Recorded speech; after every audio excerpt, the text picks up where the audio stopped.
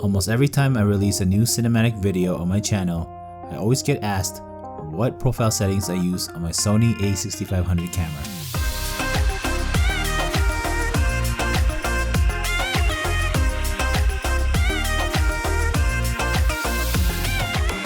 Let's quickly get into it.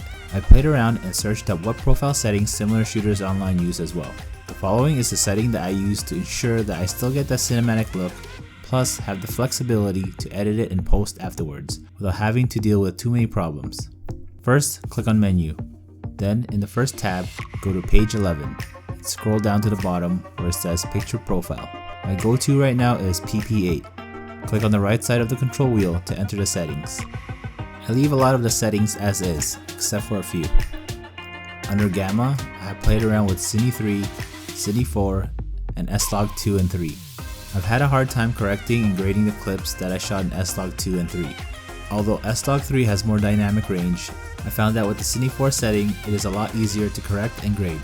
I highly recommend this setting for those just getting into color grading and correction. The next setting I changed is the color mode. Paired with the Cine 4 setting, I found that Cinema and Pro to be the easiest colors to correct and post afterwards. Now under Detail, I have that set to -7. The only other setting that I would change is the saturation. I would turn this down a bit if you plan to properly edit your clips afterwards. -3 usually works for me. This is just one that is working for me in the way that I shoot and edit. I'd love to hear what settings you use on your camera.